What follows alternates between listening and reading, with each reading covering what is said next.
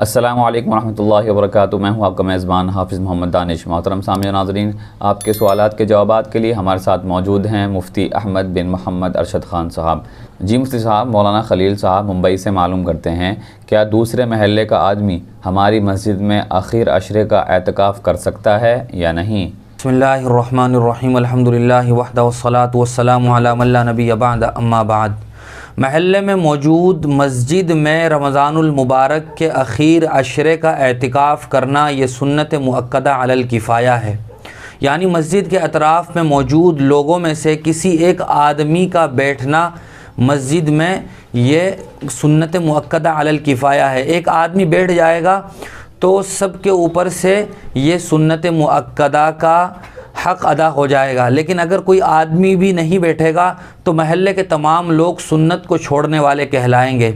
यहाँ ये बात काबिल गौर है कि अगर कोई महल्ले का आदमी अपनी मस्जिद में एतिकाफ़ में नहीं बैठता है, लेकिन दूसरे किसी महल्ले का आदमी या किसी दूसरे शहर का बस्ती का आदमी उस मस्जिद में एतिकाफ़ में बैठ जाता है, तब भी ये कहा जाएगा कि महल्ले के तमाम तर लोगों ने ये सुन्नत अदा कर दी।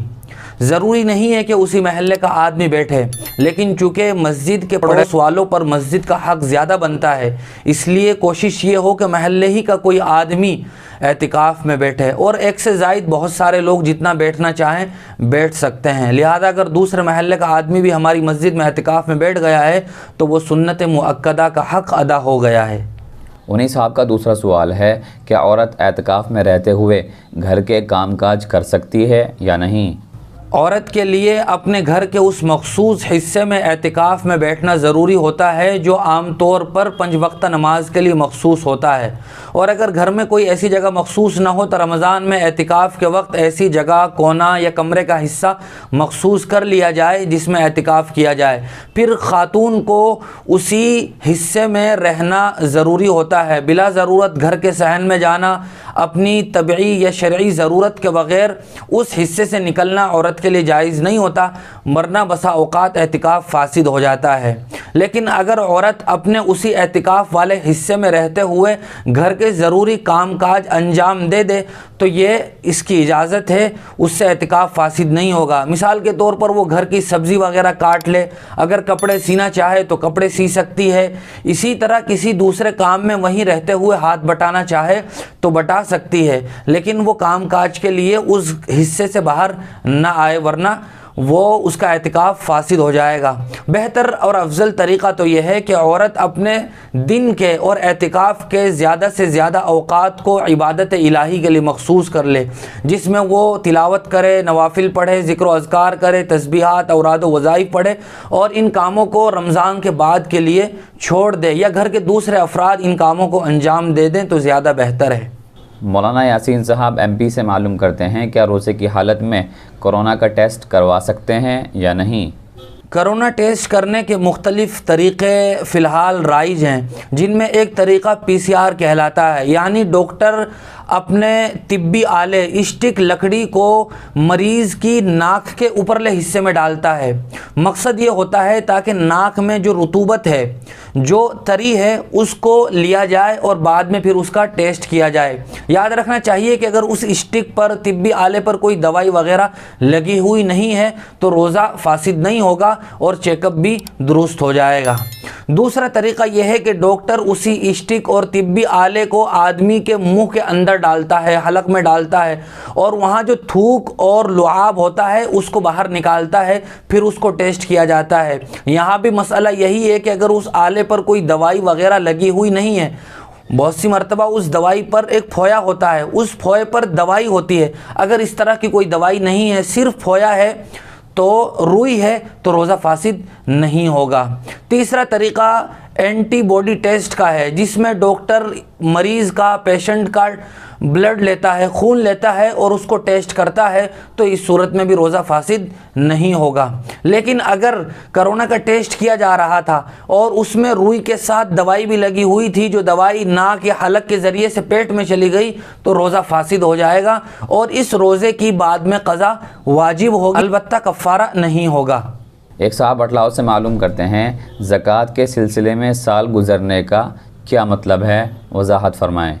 मज़कूरा सवाल का जवाब यह है कि हमारे यहाँ आम तौर पर लोग ज़कात की अदायगी का अहतमाम वो रमज़ान में करते हैं, जिसका मकसद ये होता है कि वो रमज़ान में ज़कात अदा करके और सदका निकाल कर अल्लाह की राह में ज़्यादा से ज़्यादा सवाब हासिल कर सकें। चूँकि अल्लाह और उसके रसूल सल्लल्लाहु अलैहि वसल्लम की तरफ से रमज़ान में एक एक नेक अमल पर कई कई गुना अजर का वादा है। लेकिन यहाँ ये बात काबिल गौर है कि ज़कात ये रमज़ान की वजह से फ़र्ज़ नहीं होती है, बल्कि ये आदमी जब मालिक निसाब हो जाता है और उसके निसाब पर एक साल गुज़र जाता है तो ज़कात की अदायगी फ़र्ज़ होती है। बहुत सारे लोग इस मसले में कन्फ्यूजन का शिकार है और वो कश्मकश में मुब्तला हैं कि साल गुज़रने का क्या मतलब है। बहुत सारे लोग ये भी समझते हैं कि हमारे पास आने वाले हर रुपये और पैसे पर साल गुज़रना ज़रूरी है, हालांकि ऐसा नहीं है।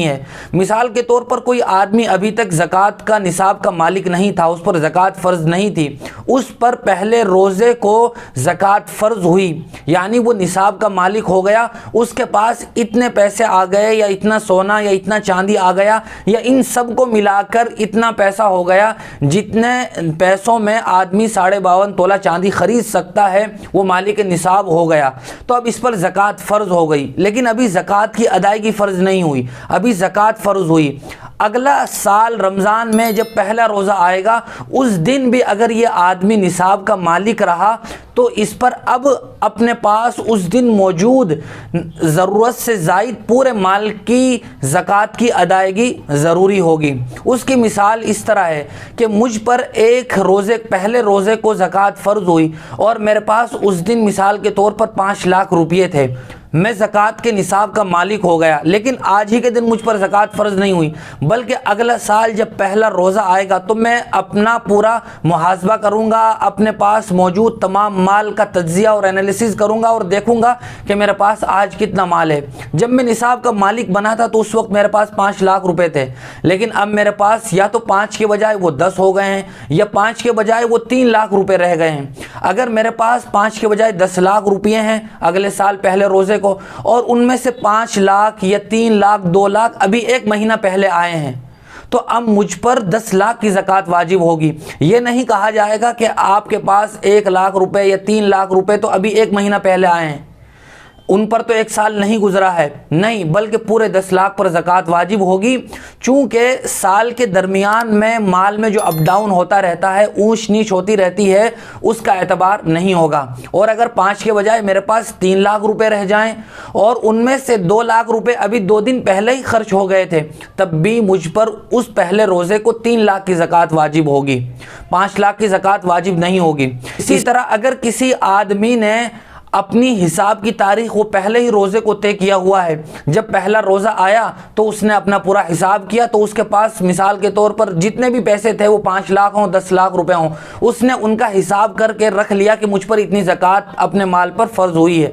अब 2 दिन के बाद या 3 दिन के बाद उसके पास और पैसे आ गए, 5 लाख आ गए, 2 लाख आ गए, जितने भी आ गए, तो अब उन पैसों की ज़कात अभी वाजिब नहीं होगी, बल्कि इन पैसों को अगले साल पर रख दिया जाएगा। अगर अगला साल जब आएगा उस दिन भी ये पैसे मौजूद हुए तो ज़कात वाजिब होगी, वरना ज़कात वाजिब नहीं होगी।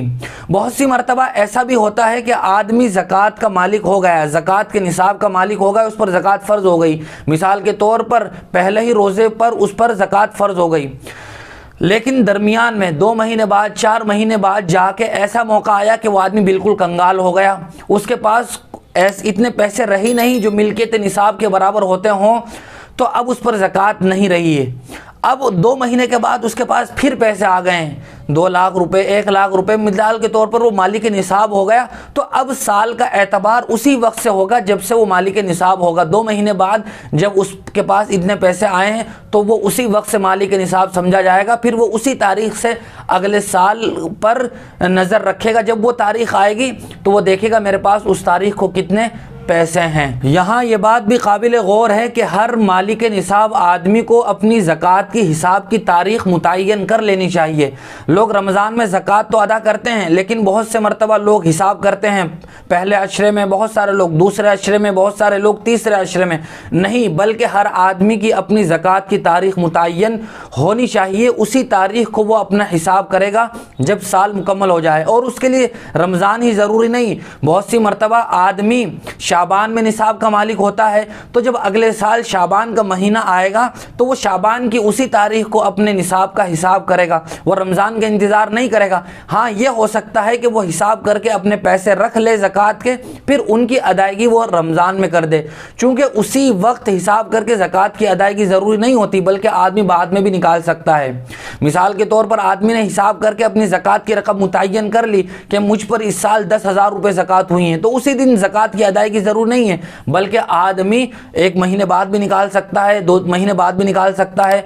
और एक ही साथ अदा करना भी ज़रूरी नहीं है, थोड़े थोड़े भी करके अदा कर सकता है। 500 रुपये अब दे दिए, 5,000 अब दे दिए, 2,000 बाद में दे दिए, इस तरह भी कर सकता है। और घर की ख़वातीन जिनके पास सोने चांदी का निसाब होता है, उनको भी इस बात का एहतमाम करना चाहिए। आम तौर पर उनकी ज़कात की अदायगी उनके शोहर करते हैं। अगर उनके शोहर उनकी तरफ से कर देते हैं तो ख़वातीन की तरफ से ज़कात अदा हो जाएगी, लेकिन अगर उनके शोहर मना कर दें तो फिर ख़वातीन को अब ख़ुद अपना हिसाब लगाना चाहिए कि मेरे पास कितना सोना और चांदी है। हर साल तारीख़ मुतय्यन करके उनकी ज़कात उस पर फ़र्ज़ होगी।